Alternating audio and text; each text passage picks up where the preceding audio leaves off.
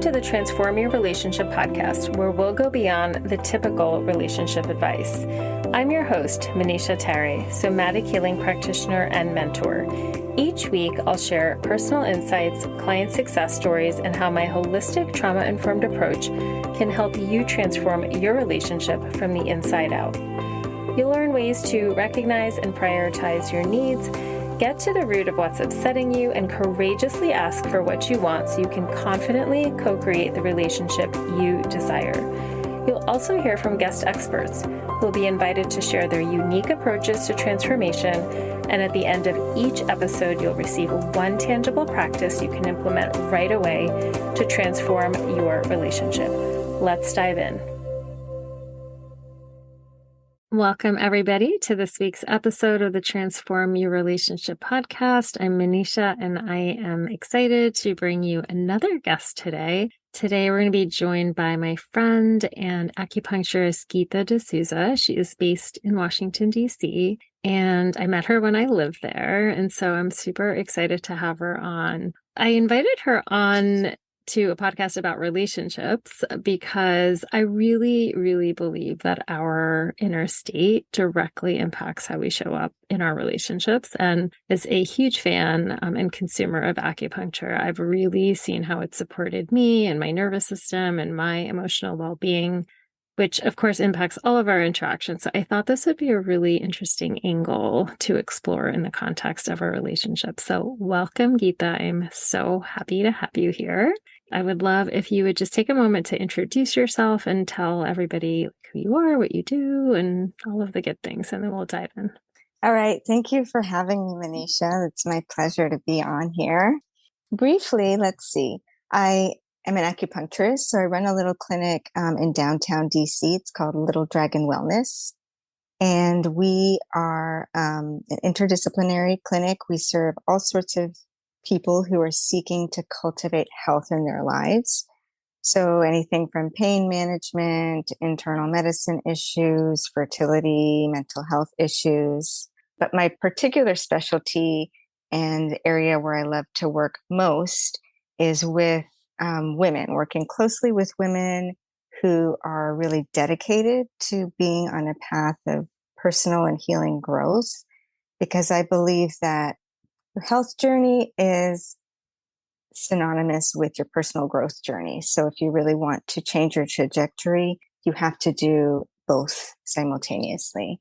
So that's the type of work that I love doing with women, and that's my specialty. Yeah, I love that. I couldn't agree with you more. I mean, I feel that when I did live in DC and I had a practice there and supporting people with cranial sacral therapy, you know, people would come in with pain or other kinds of distress, and part of that healing was absolutely a personal growth journey at the same time. So I just think that we can approach these things from so many different angles, and like each angle we approach it from supports the other. Absolutely. First of all, I am a huge fan of cranial. That's such a beautiful modality. My acupuncturist also does cranial with me, and it's just so lovely. But yes, 100%, you know, I mean, it's different from, of course, the mainstream medical narrative of just like, you have a problem, let's fix that one isolated problem with most likely a pharmaceutical and then send you on your way. This is much more about how can we grow?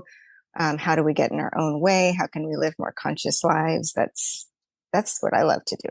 Yeah. Same. And so I think that the relationship piece is such a thread that weaves through all of these things, because I have absolutely seen people's relationships and their emotions around them directly impact their health. And I've also seen like how the health piece can get in the way, not in the way, but just affect certainly the quality of their relationships and the quality of how they interact with each other. And I imagine you see a lot of similar things in your practice. Oh, definitely. That's a good way to say it. They go both ways. One can affect the other, and vice versa. Yeah, because having healthy relationships is a reflection of your own health and your relationship with yourself, the way I see it. Yeah, for sure. It's such a theme. I just, as I was sharing with you before, I recorded another interview just before, and we were saying the same thing. Like it's such a, a parallel in so many ways. And so I really find that our relationships can help us to see things about ourselves, so that we kind of get pointed in the direction of what kinds of healing that we need personally as well. Yeah, which leads to all of this personal growth that sometimes you're like, yeah, I want this. And other times, it just feels like a little bit too much. And so I for sure found that acupuncture has like helped me on that journey because I have a sensitive nervous system. And for me, Mm, acupuncture really, really supports like my nervous system in a way that, not a lot of other practices do. Certainly cranial does, but that's also a very subtle modality. And I find, yeah, acupuncture to be so beautiful because it can get to the bigger parts of you, like when I have a tight muscle, but it also can get to like those intricate parts of your nervous system that like you can't touch. right. I love I love saying that it really treats all levels, mind, body, and spirit. And some people really come in and they're just like, I want you to help my carpal tunnel, and they don't want to look at Mm-hmm. their own role in it at all. And then some people are really like, I have deep trauma from, a rough childhood and abusive relationships and this and that. And I Mm-hmm. actually want to heal through that and be able to thrive in relationship and thrive in the world and overcome obstacles. So it can really be whatever you want it to be. Mm-hmm. You just need both the practitioner and the patient to be on the same page, because Yeah. you can't just have it one way. Yeah, well said. And on that note, I mean, people listening, I would imagine, are familiar with acupuncture in a general way, but when I heard you say that, it really made me wonder in terms of the relationship piece. I mean, and I think we've spoken about this before. I was saying to you, I'm like, I don't think people walk into an acupuncturist office and necessarily say, like, I need help with my relationships. But I thought, well, for sure, I know that you support them in that. And so I'm wondering what you're listening for in what people share with you to kind of think about the context of relationships, or does it just sort of come out in the context of everything else that they're sharing? Like, I'd love to hear your thoughts on that. Sure, a couple things come to mind. One is, I think I shared with you briefly, people don't come to me asking for support in the relationship necessarily, but they do. And they have come in asking for support in grieving an ended relationship or Mm, going through the process of a divorce, for example. yeah. So I think it's more socially acceptable to seek support when there's like a huge problem or there's an end. Mm, And then it's socially acceptable to ask for help or seek some sort of healing in that area, but not as often are people coming in proactively working on relationships. mhm, But what's interesting is because of the way that we observe phenomena and energy in the body, and we are working in a relationship together in a healing relationship, is I see how they're relating to me.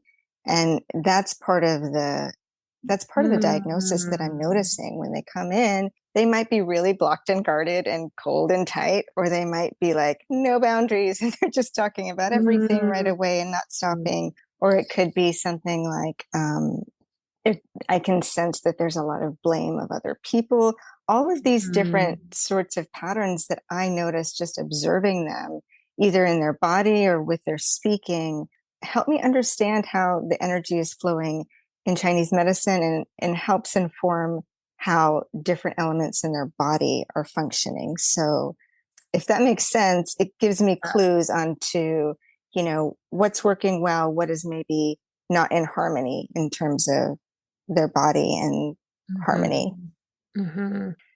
I have never heard anybody describe it that way, like in terms of acupuncture or in terms of working with a practitioner in that way. I love that because certainly I think we can pick up on certain dynamics, like when we're meeting anybody, and we all, I think, can sense energy, whether we know that or not, or what our frame of reference is for it. But what I hear you saying is that it's like you're looking at it through kind of these like energetic principles that you've studied as an acupuncturist and really seeing how that might be affecting their outer relationship, but also it's giving you this information about like their inner balance, perhaps, or harmony within their system. That's right. That's so right. And I love that you said anybody can do that, because it's true. If you practice observing, you pay attention, and you can learn a lot. I'm just looking at it through the lens of Chinese medicine, but there's so much you can learn, even just watching someone speak for 5 seconds. Like, are they really? Are they even in their body? Are they really warm and coming from their heart, or all sorts of really cool things that I'm sure I could talk to you about for hours. Yeah. Yeah. In fact, I'm going to go like on a slight tangent because I do that sometimes. Please. But I want to share with the listeners that please follow Geeta on Instagram because she makes like the best reels ever. And they're Oh my gosh. super educational also. So I probably have like Thank a you. stack of yours saved right now, like in my Instagram inbox or wherever they sit in there. I don't even understand how that works. But aside from that, one of the reels that you did, or one of the posts that you did, was talking about just the different, I think what you were talking about was kind of the different elements and sort of how you recognize. And so I know I'm inviting in a topic that we have like no foundation for in the context of our conversation just yet. Bring it on. However, I'm just going to invite that in if that's okay with you. And I would love if you could kind of even share a little bit of that piece, because I feel like that's so foundational to Chinese medicine, looking at the elements, but then even like what or how that shows up like relationally, if that's a question that you're able to answer. Well, I can't promise being able to answer it, but I'm gonna have fun trying. Yay! Okay, thank you. I love talking about the elements, but I will just say a tiny little side note that not everybody does practice 5-element acupuncture. Okay. So there's many different types of acupuncture. Okay. So one paradigm is within 5 elements, and I studied that at my graduate school. I also practice classical Chinese medicine, TCM, etc. But 5-element is one where we're looking at how your energy moves and understanding that you have a certain type of primary constitution. If anybody in the audience knows about Ayurveda, it's kind of similar to that. So Vata, Kapha, Pitta would be like the 3 types of states that exist within nature. Chinese medicine or 5-element acupuncture would just have 5 of them. And they relate to every single type of state of energy in the universe. It can be categorized in these 5 different states, which are water, wood, fire, earth, and metal. So you can literally take the way my voice is moving, or you can take a certain type of fruit or a season or a color, and it resonates more with one type of element or another, or perhaps a combination.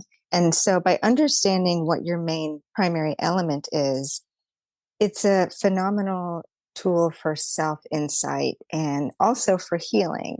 If I may, Manisha, I'm going to sort of put you on the spot here and say that you are, the way that I see you is like a beautiful, tender sort of candle, like a fire. Aww. So fire manifests in a lot of different ways. You might have like a wild, hyper, like comedian, or you might have somebody who has like a very sort of soft but warm presence, and that's more where I see you. So fire is all about relationships, and they're about connection and vulnerability and love. And so it's no surprise to me that you are focusing your career right now on relationships and healing via relationships. Oh, so interesting. And thank you. That's very kind. Yeah, you're welcome. Yeah. So what that brings up for me is, how would, and I know this is probably a much bigger answer than what you can certainly offer, in the context of our conversation, but how would knowing your element, or like knowing your primary element, support you in terms of your relationships? Like, is there a way that, for me, like I'm getting this reflection, like, oh, there's a fire element, and I imagine, and you can tell me if there's like sort of shadow sides to that, but then also like healthy balance sides to that. And so, yeah, I'm just wondering kind of how somebody might use that in terms of, as you said, like to gain more insight about themselves, but then also to help them realize maybe how they're showing up in relationships or how they're being perceived in relationships. And I know it's a big question. Sure. So the way that I see it is learning about your element helps you understand the nature of that element and how it thrives or how it wobbles. So you can say, for example, I'm a little bit more of a metal type person for the Mm-hmm. most part. And so metal type people have certain tendencies and they relate to different organ systems in the body. So the metal has to do with, for example, immunity and protecting your own self, like through pathogens, for example.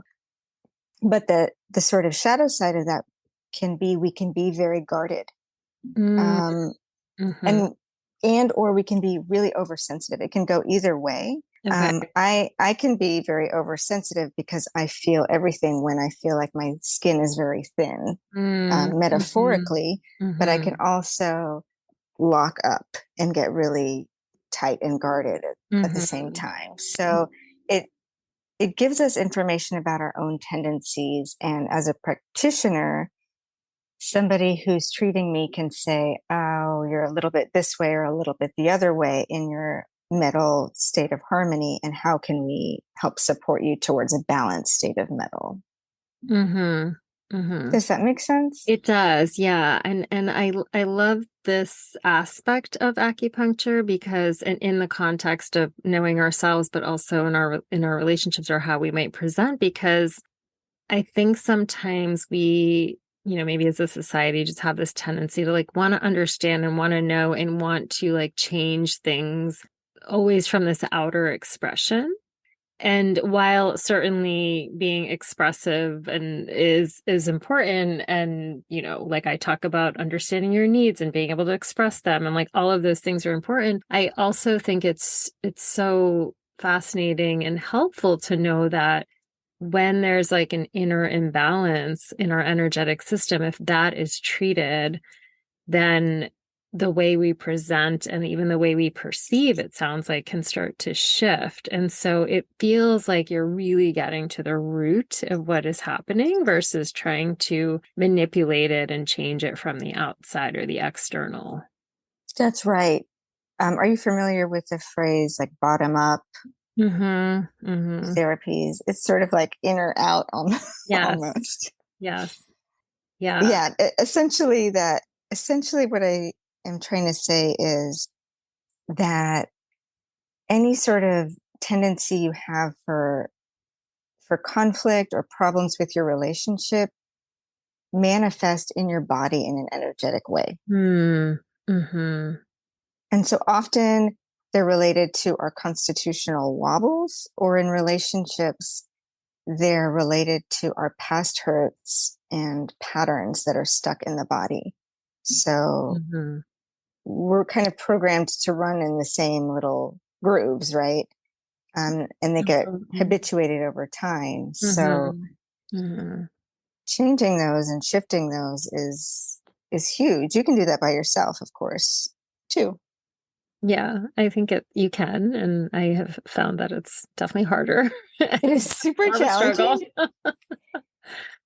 but you can at least be aware of them, right? Absolutely. Oh, yes. Yeah, yeah, for sure. I mean, I think that, yeah, anytime we're on that path of personal growth or development, we're constantly like curious and sort of, yeah, seeking that information. I think what I'm just hearing from you with this is it can also feel, I don't know, what's coming up for me is sort of like, okay, I can know all of these things about myself and I can constantly be like wondering, how can I shift or how can I change?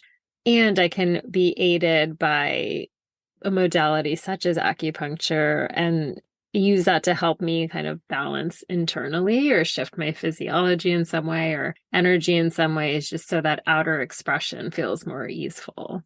Yeah, for sure. For sure. And even if nothing else, getting an acupuncture session will help you be in a better state to have good communication, to have better insight into how you're actually really feeling. Mm-hmm. It'll put you in a place of ease, which is always going to be advantageous in a relationship, even if you're not seeking out support for relationships specifically, right? Yeah, for sure. Yeah. And on that note, have you, I mean, I'm sure there's so many examples you can share, but is there any particular like client story that comes to mind just around, even if you weren't specifically addressing that, like, but how this person really taking charge of their health and wellness and receiving acupuncture maybe actually did benefit their relationship, even if it was sort of an unexpected benefit, shall we say? Sure. I'm going to tell you about a patient that I have been treating for several years.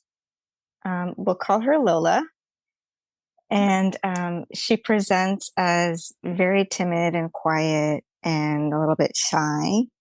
And she was single for many years when I was treating her. And then I found out that she was starting to have a relationship with somebody. But it turns out she was having a lot of distress because she felt like she couldn't communicate to him or talk to him about, Mm-hmm. matters of the heart, so to speak. Mm-hmm. And it wasn't a surprise to me, but it was really interesting that she was able to speak to me about this and perhaps maybe no one else. I'm not sure if she could tell anybody else this, but Mm-hmm. um, she just had this pattern of stuffing things down. And I think it related to her being afraid of, what are people going to think, or feeling vulnerable. And in Chinese medicine, part of her diagnosis was literally that she had like a little bit of cold in the body and that her liver blood was deficient. So, because of that sort of weakness or deficiency, that has a physiological, manifestation of not being able to be as loud and big and take up space in the world, right?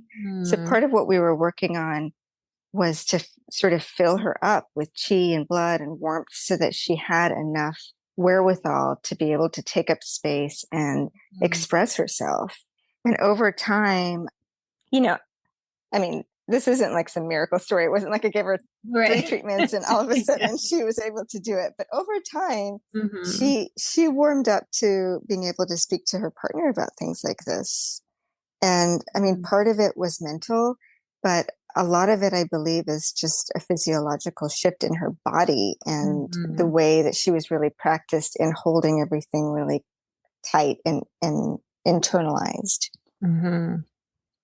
Yeah, that's I love that story for so many reasons, but I really feel like that is the beauty of holistic work, right? To bring in these pieces of you're hearing her and you're hearing her story and you're noticing, oh, she could talk to me about it, but not in this other place, like what's going on. But then bringing in the elements and the physiology, like there's so much there. And I hope that, as we have this conversation, like the words like progress, the way we're patterned is coming in and old experience, Yep. like all of that absolutely affects the way that we show up in our relationships. And there are so many different ways to address that. And I really appreciate the way you're bringing acupuncture into the conversation and how that can support people. Thank you so much. I think our tendency is to say, let's just talk to a therapist about something like this. Mm-hmm, mm-hmm, And that is great for addressing the mental level and understanding mm-hmm, why you might be a certain way, but it sort of lacks the whole rest of you, the whole rest of your body. mm-hmm. And we know so much about our patterns being based in previous trauma and hurts, and that all is in the body. So I know you do a lot of embodiment work Mm-hmm. as an embodiment coach. So Yeah. I'm singing to you or whatever.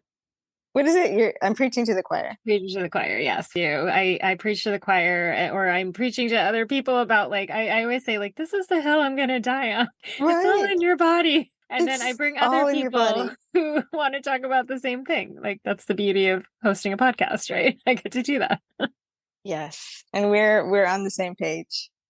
Yeah, absolutely. Oh my gosh, I love this conversation. I do have my final question for you, as you know, but before that, is there anything else that you feel like you want to share before I ask you for a tool or practice to share with my audience?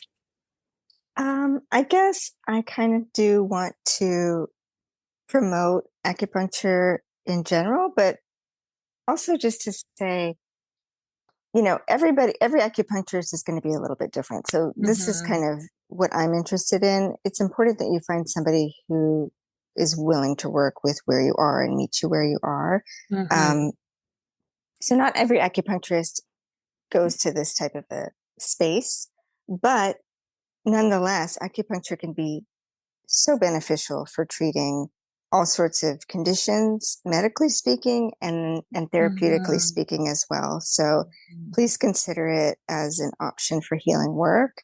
Mm-hmm. And if you need any references, I'm happy to try to find somebody who's a good fit for you. Oh, thank you for that offer. Yeah, I will be absolutely putting all of your contact information in the show notes. But kind of one quick follow-up question to that before we wrap up. What would somebody, if somebody is listening to this and they think, well, I do want to try acupuncture, maybe I'm going to acupuncture, but we really work on all these physical things, but I really want to work on some emotional pieces or relationship pieces. Are there any questions that you would suggest them asking an acupuncturist, whether it's potential one or someone they're currently working with, to kind of go in that direction or see if that's something that they even do or look at? Yeah, I would ask them if they are comfortable working in the energetic, spiritual, or emotional realm. And if so, how can we create a pathway where we're simultaneously working on that? And it Mm, can't just be like, oh, well, I'm treating your liver meridian, which also has to do with your anger. It has to be a little bit mm, more mm. involved with a little bit more Okay. involved than that. So, Okay. Okay. That's helpful. does Yeah. that help? Just asking if they are comfortable working in that realm. Yeah, I think that's a great question. And then, based on the response, right, people have the conversation they need to have. So I think someone's response can then help you decide whether that works for you or if you want to explore working with somebody different or so yeah, that is helpful. Thank you. Yeah. Yeah. And so what is one suggestion, tool, or practice you could offer the listeners who are looking to transform their relationship? Listen to your body. Mm, hmm. So, in Chinese medicine, the fire element, like I said, has a lot to do with relationships. So, um, you can do a little acupressure point, which is at the center of the sternum.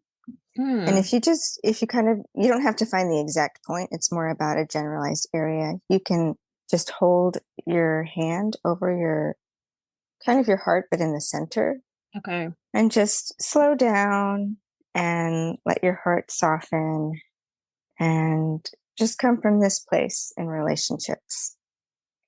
And there's so much that you can learn about how you're relating to somebody once you slow down and you come from your heart instead of your head. I love that. Yeah. So yeah. So resting your hand kind of on that sternum area, right? Yeah, Right in the middle and just kind of feeling into what you're noticing. exactly. Beautiful. Well, thank you for sharing. It's just a very tangible practice. I love leaving people with something really specific that they can test out. I just want to express my appreciation again for you being here. I'm going to put all of your links in the show notes. And obviously, please follow her on Instagram because it's awesome. You're too kind. I know it's real. It's very true. Thank you so much for being here. Thank you so much for joining me for this week's episode of the Transform Your Relationship podcast. If you enjoyed the show, please subscribe, rate, and leave a review on iTunes, Spotify, or wherever you listen to podcasts to help more people find us so they can transform their relationships too. As a thank you, every month, we'll pick one winner to receive a free 45-minute one-on-one somatic coaching session with me to explore and gain clarity around a relationship challenge.